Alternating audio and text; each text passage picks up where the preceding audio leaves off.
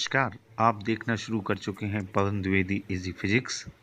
Video देखने से पहले सब्सक्राइब करिए और बेल आइकन को दबाइए जिससे नोटिफिकेशन आपको मिलता रहे। Welcome students. 12वीं की फिजिक्स की फर्स्ट यूनिट हम पढ़ रहे हैं। बहुत सारे क्वेश्चंस डेरिवेशंस आपने समझ लिए। पिछले वीडियो में जैसे कि आपने समानांतर प्लेट संधारित्र यानी पैरेलल प्लेट कैपेसिटर के दोनों डेरिवेशन 2 वीडियो में आपने देखे हैं।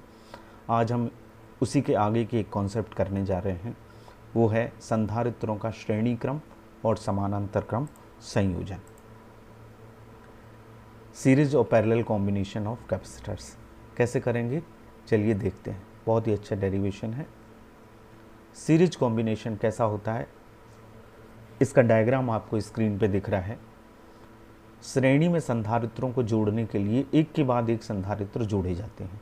जैसे ये 3 कैपेसिटर जोड़े गए हैं। पहली प्लेट को चार्ज दिया जाता है, जिससे दूसरी प्लेट के आंतरिक तल पर प्रेरण की क्रिया जो होती है उससे ऋण आवेश आ जाता है -Q। बाहरी तल पर +Q चार्ज आ जाता है। बाहरी जो दूसरी प्लेट है वो दूसरे संधारित्र की पहली प्लेट से जुड़ी हुई है, तो ये ट्रांसफ़र हो जाता है दूसरी प्लेट पे, प्लस चार्ज आ जाता है। फिर इंड्यूस होता है माइनस चार्ज, फिर यहाँ प्लस आता है, ये प्लस ट्रांसफ़र होता है तीसरे पे, और फिर दूसरी प्लेट पे माइनस आता है, और लास्ट में दूसरी प्लेट पे जो प्लस चार्ज रहता है स्वतंत्र, वो पृथ्वी में चला जाता है, क्योंकि ये प्लेट पृथ्वी से जुड़ी हुई है। पृथ्वी में जाने का मतलब पृथ्वी से इलेक्ट्रॉन आके इसको न्यूट्रल कर देते हैं। एक बात और मैं क्लियर करना चाहता हूँ, श्रेणी और समानांतर क्रम में ये खास बात है। श्रेणी क्रम में आवेश बराबर होता है सभी संधारित्रों पर, लेकिन पोटेंशियल डिफरेंस यानी विभवांतर हर संधारित्र की प्लेट पर अलग अलग होता है। जैसे कि इस डायग्राम में आपको दिख रहा है, C1, C2, C3 संधारित्र की धारिताएं हैं। ये श्रेणी क्रम में जुड़े हुए हैं। जैसा कि मैंने बताया किस तरह से डिस्ट्रीब्यूट होता है चार्ज प्रेरण की क्रिया से, तो इसका मतलब है Q चार्ज सब पे होता है। अब इसका मतलब ये हुआ कि यदि तीनों संधारित्रों पर वोल्टेज V1, V2 और V3 है, तो कुल जो विभवांतर होगा वो होगा V = A और B के बीच में V = V1 + V2 + V3। ये हमारा फर्स्ट इक्वेशन आ गया। सेकंड कैसे बनेगा, आपने धारिता का सूत्र पढ़ा है, C = Q/V, वो मेन सूत्र है अपना, C = Q/V। इससे यदि हम V निकालना चाहें तो क्या आएगा, ये V इधर आ जाएगा, V Q/C हो जाएगा। तो V1 पहले संधारित्र पर जो वोल्टेज होगा वो Q/C1 होगा। आवेश सब पे बराबर है, ये देख रहे हैं आप, +Q -Q +Q -Q +Q -Q। दूसरे पे आएगा Q/C2 और तीसरे पे आएगा Q/C3। धारिताओं के अनुपात में वो बट गया। ये हम इसको दूसरा समीकरण दे देते हैं। ये मान हमारा पहले समीकरण में चला जाएगा। तो जब पहले समीकरण में ये तीनों वैल्यूज जाएंगी, V1 की जगह Q/C1, V2 की जगह Q/C2, V3 की जगह Q/C3। इसका मतलब है कि इन तीनों में Q बराबर है। Q को हम क्या ले लें, उभयनिष्ठ ले लें, कॉमन ले लें। तो Q को हम इसमें से कॉमन ले लेंगे। अभी आगे, तो संयोजन की यदि तुल्य धारिता, कुल धारिता C है, तो उसी सूत्र से V = क्या हो जाएगा, कुल विभवांतर A और B के बीच में V है, तो वो हो जाएगा V = Q/C।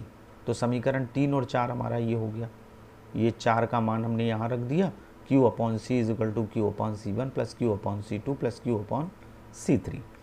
Q को अब हमने कॉमन निकाल लिया, तीनों में Q है, ये Q निकल गया, लिहाजा इस Q से ये Q कैंसिल हो जाएगा। हमारे पास आ जाएगा 1/C = 1/C1 + 1/C2 + 1/C3। इसका मतलब ये है कि यदि श्रेणी क्रम में हम संधारित्रों को जोड़ रहे हैं तो ये क्या आया, रेसिप्रोकल आया। जैसे x का रेसिप्रोकल 1/x, व्युत्क्रम 3 का 1/3। तो ये तुल्य धारिता का व्युत्क्रम, परिणामी धारिता का व्युत्क्रम अलग अलग संधारित्रों की धारिताओं के व्युत्क्रमों के योगफल के बराबर होता है। इसका मतलब ये है कि श्रेणी क्रम में कुल धारिता कम हो जाती है। तो जब कभी हमें संयोजन में, सर्किट में धारिता को कम करना होता है तो हम श्रेणी क्रम में जोड़ते हैं। याद रखिए, कम करना है तो श्रेणी क्रम में और धारिता को बढ़ाना है तो समानांतर क्रम में। अब यदि समान धारिता के n संधारित्र श्रेणी क्रम में जुड़े हैं तो उनकी धारिता क्या निकलेगी, C/n। इसको जब अपन पलटाएंगे तो ये C की वैल्यू आएगी, LCM आएगा C1 C2 C3, C1 C2 plus C2 C3 plus C3 C1 upon में आ जाएगा, उससे निकलेगी। ये अलग अलग है धारिताएं, लेकिन यदि समान है तो वो C/n आएगी। इसको आपको ध्यान रखना है। अब हम पैरेलल कॉम्बिनेशन करेंगे। पैरेलल कॉम्बिनेशन में किस तरह से जुड़ते हैं इस डायग्राम में देखिए। समानांतर क्रम का मतलब होता है सभी संधारित्रों की पहली प्लेट का संबंध एक बिंदु से और दूसरी प्लेटों का संबंध दूसरे बिंदु से करके दूसरे बिंदु को हम पृथ्वी से संयोजित कर देते हैं। इसमें खास बात ये है कि जितना विभवांतर इन दोनों बिंदुओं के बीच में होता है वही विभवांतर अलग अलग संधारित्रों के बीच में होता है। घरों में जितना भी सर्किट में चीज़ें लगी होती हैं, संयंत्र लगे होते हैं, प्रश्न आता है ये कि वो समानांतर क्रम में क्यों लगे होते हैं। उसका कारण ये है कि समानांतर क्रम में वोल्टेज बराबर रहता है। सब पे हमको संयंत्रों पर वोल्टेज बराबर चाहिए, तो इसलिए वो जो सर्किट है घरों का वो पैरेलल होता है ताकि वोल्टेज बराबर रहे, विभवांतर बराबर रहे। तो वोल्टेज बराबर रहेगा लेकिन आवेश उनकी धारिताओं के अनुपात में बट जाएगा। देखते हैं कैसा करेंगे। तो ये है कि ए और बी से हमने जोड़ दिए, तो Q आवेश इसको यहाँ से दिया गया, तो ये Q1 Q2 और Q3 तीन हिस्सों में धारिताओं के अनुपात में बट गया। तो वहाँ हमारा समीकरण बना था V = V1 + V2 + V3। तो यहाँ हमारा समीकरण बनेगा Q = Q1 + Q2 + Q3। उसी फार्मूले से हम इन तीनों संधारित्रों पर आवेश निकाल लेंगे क्योंकि वोल्टेज बराबर है। तो उसी सूत्र से C = Q/V से Q बराबर क्या होता है, C भी। तो वोल्टेज बराबर है तो Q1 की वैल्यू होगी C1 भी, Q2 की होगी C2 भी और Q3 की होगी C3 भी। ये समीकरण 2 आ गया। समीकरण 1 में ये मान रख देंगे तो ये आ जाएगा, ये मान यहाँ जाएंगे Q1 Q2 Q3 के, तो Q = C1V + C2V + C3V। अब हमने V इसमें से क्या निकाल लिया, कॉमन निकाल लिया, तीनों में है। Q = V C1 + C2 + C3। परिणामी धारिता यदि C हो तो Q बराबर क्या होगा, C भी होगा। ये हमारा समीकरण 4 आ गया, 3 आ गया। दोनों को हम क्या कर देंगे, बराबर कर देंगे। तो CV = आ जाएगा V C1 + C2 + C3। इस V से इस V को हम क्या कर देंगे, कैंसिल कर देंगे। हमारा फाइनल फार्मूला आ गया C = C1 + C2 + C3। इसका मतलब इसको देखने से लग रहा है धारिताएं जुड़ रही हैं। इसका मतलब है धारिता बढ़ेगी। समानांतर क्रम में धारिता बढ़ती है। सभी संधारित्रों की धारिताओं के योगफल के बराबर होती है परिणामी धारिता और उसमें व्युत्क्रम के बराबर होती है। तो ये हमारा फार्मूला आया C = C1 + C2 + C3। इससे कुछ खास बातें जिनकी चर्चा मैंने पहले की।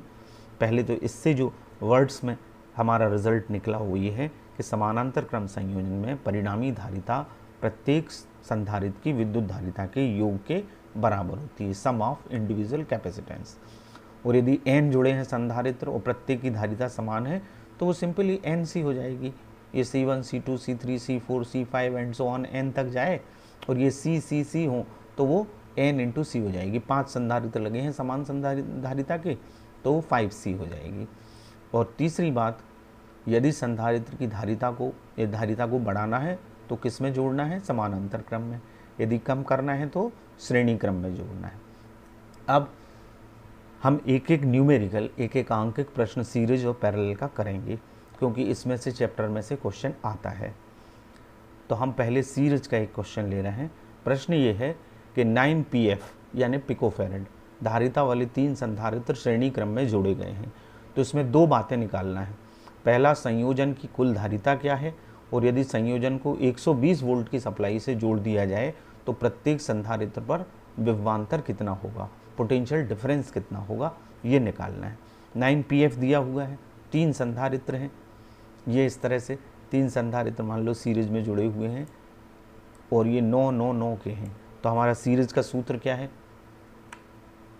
ये सूत्र है जो हमने अभी किया, 1/C = 1/C1 + 1/C2 + 1/C3। तो ये हो जाएगा 1/c बराबर 1/9 प्लस 1/9 प्लस 1/9। इसका मतलब एलसीएम 9 आ गया और 1 + 1 + 1 3 हो गया। अब हमें निकालना है c, तो हम 3 से इसको काट देंगे तो ये 1/c = 1/3 हो जाएगा। अब जब इसको c निकालेंगे पलटा के तो c = क्या आ जाएगी 3pf। ये हमारा ए सेक्शन हो गया, इसका 3 pf आ गई धारिता। तो देखिए कम हो गई धारिता, मतलब उसमें जो एक संधारित्र ही लगा है उससे भी कम आंसर आएगा आपका। ये श्रेणी क्रम में धारिता कम हो जाती है। अब 120 की सप्लाई से इसको जोड़ा गया है तो हमें वोल्टेज निकालना है। तो कैसे निकलेगा, देखिए 120 की सप्लाई से जुड़ा है, माने तीनों जो वोल्टेज हैं तीनों संधारित्रों पर उनका योग क्या है 120 है। अब ये धारिताएं तो समान है, 9 pf के हैं तीनों, तो वोल्टेज भी क्या होगा बराबर होगा V1 + V2 + V3 क्या आएगा, धारिताओं के अनुपात में बढ़ता है सीरीज में तो वो V रहेगा। इसका मतलब इन तीनों की जगह हम क्या रख देंगे V रख देंगे, तो V + V + V क्या आ जाएगा 120। तो 3V = क्या आ गया 120, तो V = 120/3, 3 से भाग दे दीजिए, काट दीजिए, 3 को 12 शून्य, यानी 40 वोल्ट हमारा ये आंसर आ गया कि प्रत्येक संधारित्र पर 40 वोल्ट का पोटेंशियल डिफरेंस होगा या विभवांतर होगा। अब हम एक न्यूमेरिकल समानांतर क्रम का करेंगे। देखिए पार्श्व क्रम और समानांतर क्रम एक ही बात होती है, या तो हम पार्श्व क्रम लिखा देखें बुक्स में, एनसीईआरटी की जो बुक है उसमें पार्श्व क्रम लिखा होगा, पार्श्व या समानांतर एक ही बात है। तो 3 संधारित्र हमारे पास हैं 2pf 3pf 4pf, इनको पैरेलल में जोड़ा गया है। तो 2 बातें निकालना है, संयोजन की धारिता और 100 वोल्ट की सप्लाई से जोड़ दिया जाए तो प्रत्येक संधारित्र पर आवेश निकालना है, क्योंकि वोल्टेज समानांतर में बराबर होता है, उसमें हमने वोल्टेज निकाला था। तो सीरीज में कॉम्बिनेशन में फार्मूला क्या है, C = C1 + C2 + C3। ये तो बहुत सिंपल है, एक 2 का है, एक 3 का है, एक 4 का है, 4 और 3 7 और 2 9, यानी हमारी कैपेसिटी आ गई 9। क्योंकि हमें आवेश निकालना है तो इस PF को हम F में बदल देंगे, पिको फैरेड को काय में बदल देंगे फैरेड में। पिको का मतलब 10⁻12, माइक्रो का मतलब 10⁻6, नैनो का मतलब 10⁻9। तो हम 10⁻12 का गुणा करेंगे, it converts into farad. C = 9 × 10⁻12 farad. ये तो C हो गई, ये अपना फर्स्ट आ गया। अब B को हम कल हल करें तो ये 100 वोल्ट है और Q = C भी सूत्र होता है, तो Q1 = क्या होगा C1 भी। C1 की वैल्यू क्या है 2pf, तो 2pf को बदला f में, तो 10⁻12 का गुणा इंटू 100 वोल्ट, 100 वोल्ट का गुणा किया तो ये 10⁻2 प्लस का आ गया, 2 इसमें से माइनस होंगे तो 10⁻−10, ये 2 घात हो गई। इसी तरह से Q2 हमारा आ जाएगा, Q2 C कितनी है 3pf है, तो 3 × 10⁻−12 × 100, ये 10⁻2 फिर घट गए तो 3 × 10⁻10। और Q3 हमारा क्या आएगा C3 भी, यानी C3 की वैल्यू 4 है, वही 10⁻−12 × 100, ये 2 घात घट गई, 4 × 10⁻10। इस तरह से ये तीनों पर आवेश आ गया, 2 × 10⁻10 कूलाम, 3 × 10⁻10 कूलाम, 4 × 10⁻10 कूलाम। मुझे आशा है कि आपको ये न्यूमेरिकल भी समझ में आ गए होंगे और डेरिवेशन भी समझ में आ गए होंगे। मेरा उद्देश्य ये है कि मेरी बात सरलता से आप तक पहुंच जाए, वो बात जो आपको समझ में आ जाए, जिस भाषा में, जिस तरीके से, वो मैं आपको देने के लिए तैयार हूँ।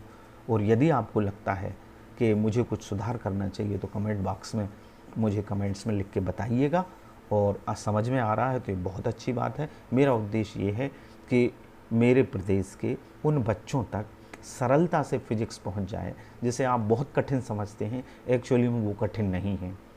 कोई भी सब्जेक्ट सरल या कठिन नहीं होता, हमारा ज्ञान कम या ज़्यादा होता है। हम यदि उसको समझ लेते हैं तो वो बहुत आसान होता है।